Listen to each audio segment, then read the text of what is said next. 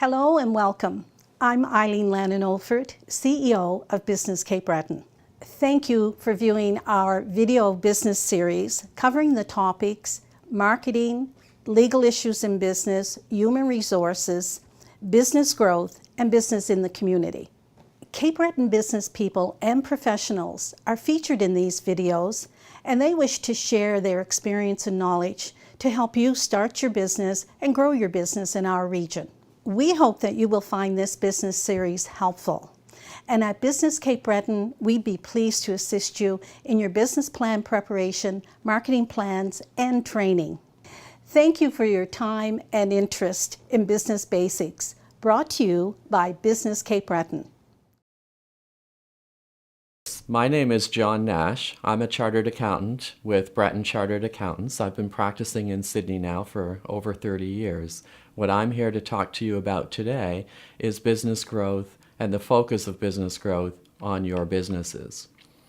Specifically, in business growth, it's very important that you have proper business planning, that you carry out appropriate planning, that your planning be done both with long-term goals and short-term goals in mind. In addition, what I wanted to talk about was how important the power of knowledge is to you, knowing about your financial structure, your cost structure, know about your market, and know about what resources are available to you as a business person in operating your business and growing your business and taking it to the next level. In the business planning process, often, or what most people do when they start out a business, they do have a formal business plan and they initiate their business based on that plan. Well, we know plans are only that. They're just that. They're plans. And the best laid plans don't always carry out in accordance to the way that you lay them down. Your business plan is a very fluid concept. Most people start their business plan and open their business and then just put the plan away in a filing cabinet. That obviously doesn't solve your issues. It creates more issues than it helps for you.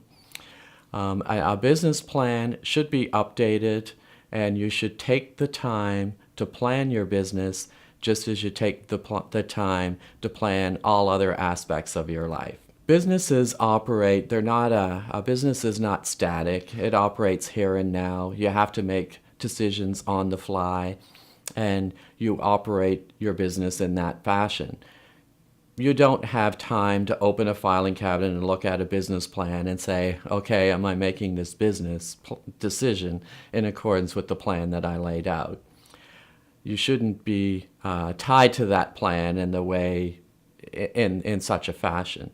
But on the other hand, as your business is growing, as your business is changing, as your customer base is changing, and as all various aspects of your business change, you should update that plan as well so that you follow it in an appropriate manner. What most people do, what a lot of people do, is they just have a business plan when they start, they shelve it away or file it away, and then they operate their business just based on the seat of their pants or what they have in their head. Often they don't update that. Well, really what you should do is take the time, because if you take the time to update that plan, then you're taking the time to think about what you're doing and should you be doing something different, and you're actually doing critical thinking in determining where you want your business to go. Oftentimes people don't take the time out to think about that. Where should I be going with my business? How should my business be functioning? Should I change in a different strategic direction? And I think it's appropriate that people take the time out and think about that from time to time and then formally update their plan. When you don't do that, the business decisions that you make on a day-to-day basis could be incongruent with your long-term plans or your short or medium or long-term plans, because these decisions are made on the fly in most situations, and you don't really have the time to consider them thoroughly. In a business planning process, the best plans are written, although if you had a photographic memory, I suppose you could put everything in your head and file it that way. I know I can't, and I'm sure most people can't. So a business plan should be written. It should be updated regularly. It should have goals and actions by section. So the various sections of your business plan, and there's many resources available on the internet for you to get a business plan outline. But the primary sections, are areas like marketing, HR, finance, and so on.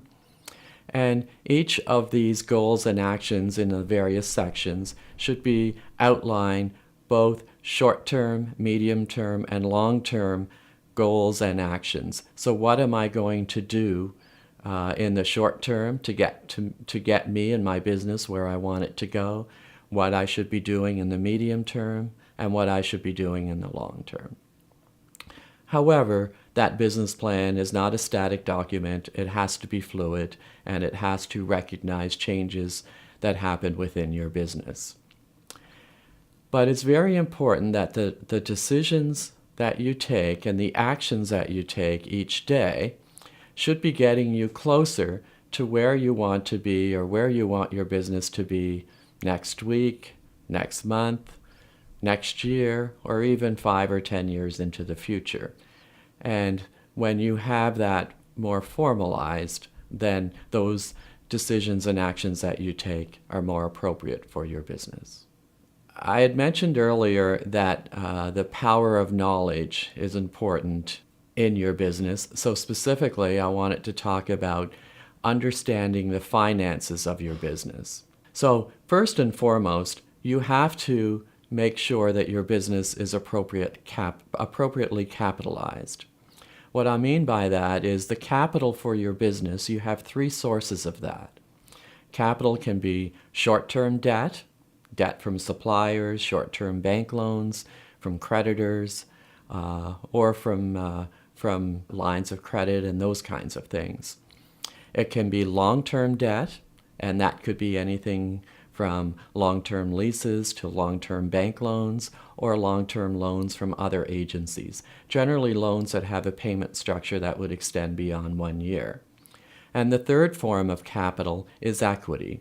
And equity could be money that you as an owner put in as a loan or share capital into the business, but that's money that's free and clear to the business that can be used to fund assets. So the 3 types of capital, short-term debt, long-term debt, and equity, are used to fund all of the appropriate assets that you need. Your short-term assets, your current assets, cash, receivables, inventory, and your longer-term assets like land and buildings and equipment and fixtures and computers and those kinds of things. You have to understand credit and how it works and the various ratios and liquidity ratios that creditors use. If you're in front of someone and asking them to lend you or your business money, if you understand what they go through in making their decision as to whether or not they should lend that money to you, then you're in a better position to provide them what they require to have confidence in lending to you. So that's why knowledge of financing is very important. And as a general rule of thumb, short-term assets should be funded with short-term debts. Long-term assets should be funded with long-term debt. So you don't use your line of credit to go out and buy a building or to buy major pieces of equipment, because that debt is due in a shorter period of time and generally you don't have the cash flow to support it.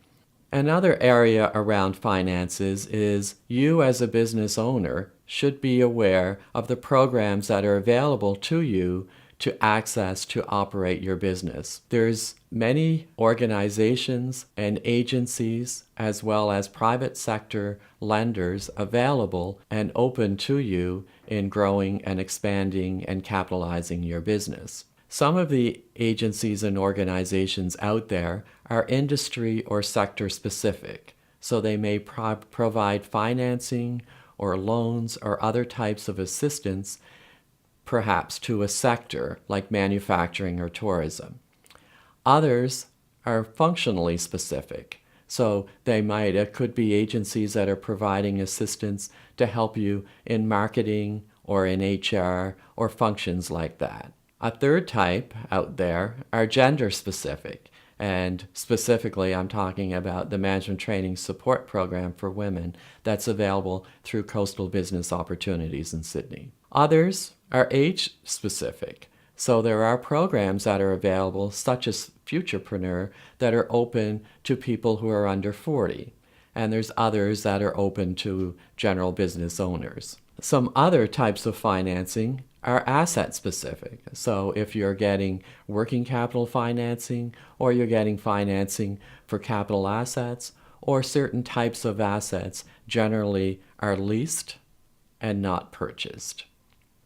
And finally, there's some types of organizations and agencies out there that are not specific to anything at all. They may have varying programs, but they're available to lend credit to your business, and that could be organizations like chartered banks and like Business Development Bank of Canada. Okay, now I'd like to move on to knowledge in knowing your cost structure, knowing how costs operate within your business. If you have a full understanding of how the costs operate, then it helps you in making better decisions on everything from pricing to marketing and all aspects of the business decisions that you make. If you should understand how costs work. Certain costs are variable and certain costs are fixed costs or are period costs. A variable cost is a cost that would vary with volume. Every time you sell something, there's a cost associated with it. If you don't sell that product, you don't incur that cost. Other costs are fixed costs or period costs. So costs such as insurance or bank charges or those types, some utility costs, they're fixed costs. You're going to incur those whether your volume is lower or higher, and there is not a direct proportionate relationship between that cost and volume. If you understand that, then that gives you a better understanding and can help you make better decisions in operating your business. It also allows you to make better marketing decisions in the areas around marketing expenditures, as well as in appropriate pricing in areas around volume discounts and those kinds of things.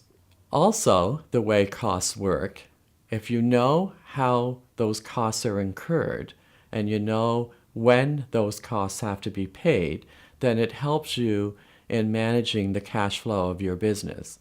I had mentioned earlier that many businesses don't operate as smoothly as they should, or they don't succeed, even though they're profitable, because cash flow wasn't managed appropriately. So if you know how your costs are structured and you know when you incur those costs, then it helps you in managing your cash flow, and it helps you in giving you a better position for your business to succeed. And this is extremely important in a business that's more seasonal or cyclical in nature. I guess one other area where a lot of businesses get in trouble is they fall into the trap of using government remittances to fund current operations. So government remittances are source deductions and GST or HST receipts. Canada Revenue Agency takes the position that those are trust funds that you collect on their behalf. So you as a business owner are holding those funds in trust on behalf of the government, and you have a responsibility, an obligation to remit those funds to the government. In many cases, business owners collect those funds, use the funds to fund current operations, and do not have the cash available to make the remittances as they are due. Then they fall in arrears on these remittances, and that is a terrible trap to be in.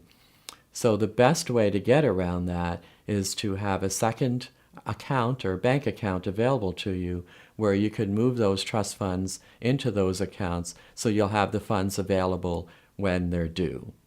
It's a trap that a lot of businesses get in, and it's a very, very difficult process to get out of.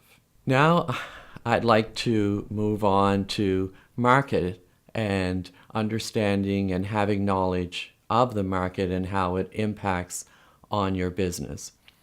Certainly, you should understand who your target market is. It's not appropriate to say, my market is the world. Now, maybe it is appropriate if you're Apple Computer, but it's not appropriate if you're operating a service business or selling a product in Cape Breton. So you really have to understand who and where your target market is, geographically, gender, income, and you can stratify your potential market in various categories. However, the goal in growing your business is to grow your market over time. So you use that by growing geographically or by using technology tools or social media tools that are available to you to expand where you can sell without expanding your physical location. Another area that you have to be discriminate about is particularly if you're a service business.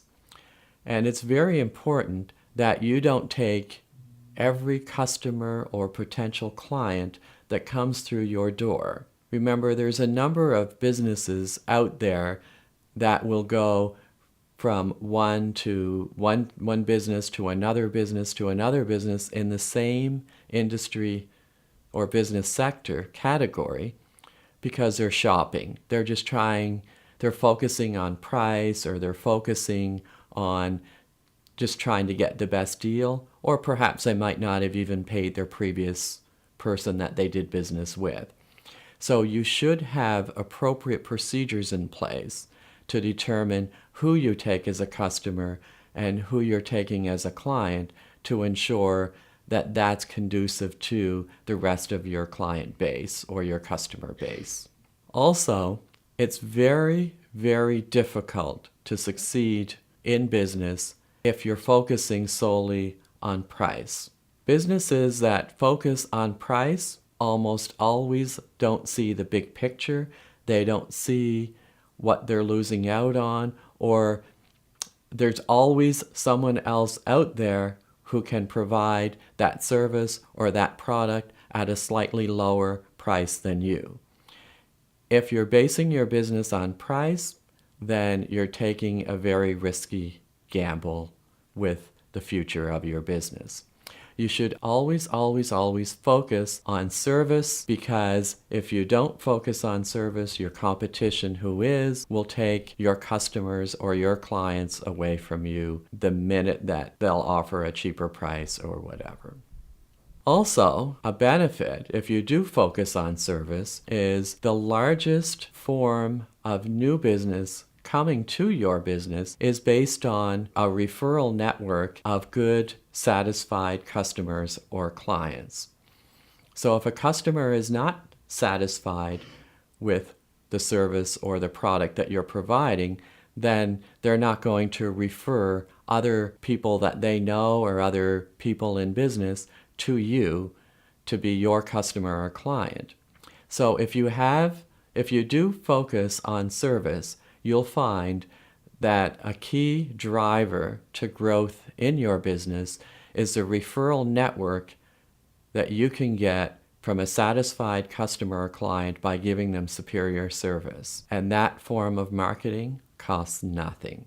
The next area in the power of knowledge in running your business is understanding the available resources that are out there to assist you in growing your business. There's many local organizations that are available in our marketplace that you can access their programs or funding, whatever it happens to be, to assist you in the growth and development of your business. It's incumbent upon you, as the business owner or the potential business owner, to understand what each of these can offer you. But I would caution you to choose where you go and who you work with. Choose wisely, because you could get bogged down in the details in trying to get your business plan or get the way that you run your business or that growth area in your business to try to get it to work within that particular organization's programs. So make sure that the programs and services that you may access through these local support network of organizations that are there to assist you in the growth of your business, make sure that what you access, that those are consistent with your goals that you've outlined in the business plan when you started your business. In the growth of your business or the expansion of your business, it's a lot easier if your business grows incrementally. It's easier for you to control all other aspects of your business if the business is growing at a slower pace as opposed to growing in rapid chunks. So, and also, when your business is growing incrementally, you're making more strategic decisions in accepting clients and accepting customers so that you're not working for the sake of working.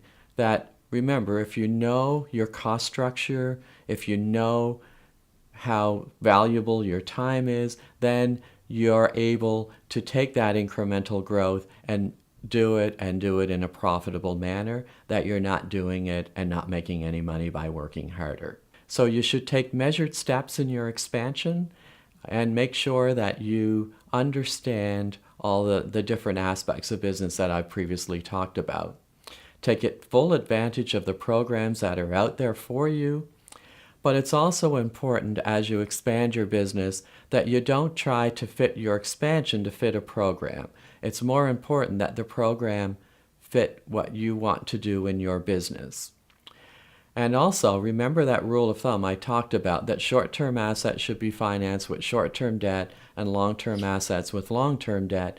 That's very important as you expand your business. And I guess one more caveat is try to avoid, wherever possible, 100% financing. If you're expanding your business and borrowing 100% to do it, you're putting great future strain, a financial strain on your business to repay that debt. In the area of business succession is important for you in the life cycle of your business. So it's important that you know yourself when it is time for you to leave. And when you know that it is time for you to leave, you should start planning your exit or your succession from your business several years in advance. And if you do that, then you would take appropriate steps to maximize the business value. So if you start several years ahead of time and you know that your intent is to sell your business or to come out of your business perhaps in 3 years in the future, then you will take different decisions, perhaps to pay down debt, to get cost structures in line, to get appropriate management skills in place in your business, so that when it comes time for you to sell your business or transfer your business, then you will get maximum value for it and your business will be a smoother running machine and you'd be able to exit it in a more appropriate manner. Now, often succession could be to a family member, to a child, to a sibling, or succession could be to key employees, a management buyout by key employees in your business, and a third could be just a straight business sale. If you're doing any kind of business succession, it's very important that you consult with your business advisors and give enough lead time to your business advisor so that they can help you so that you can get maximum value for your business as you exit. And you would use those advisors to assist you in negotiating the sale of your business. It's very important, especially around the legal considerations and the tax considerations. You spend all your life or a long period of time growing your business, you only have one opportunity to sell your business. So you should use appropriate advisors to help you in selling that business. They have more experience in doing that, and they can help you to better attain your goals in leaving your business. And it's important to remember that every business owner's succession is part of another business owner's growth. So as you're exiting out of your business, someone else is acquiring your business either to add it to their existing business or for them to get in business for the first time. So then they enter into a growth phase. So it's important for you to understand how the life cycle of the business works, and that helps you to get maximum value and to attain your goals in exiting the business. So just to conclude our talk today around business growth and expansion, remember I had said it's important for you to keep a good business plan that's fluid and current and up to date. You should understand all aspects of your business in the area of financing, marketing, HR, and all those various functional areas. You should always be focused on long-term goals in your business so that all of the decisions that you're taking today and next week and next month will help you get to where your business wants to be in the future, or where you want your business to be. And as you near the end of your cycle in business, you should plan the exit from your business appropriately. Thank you for watching. Again, my name is John Nash. I'm with Breton Chartered Accountants in Sydney, and I wish you every success in the growth and expansion of your business.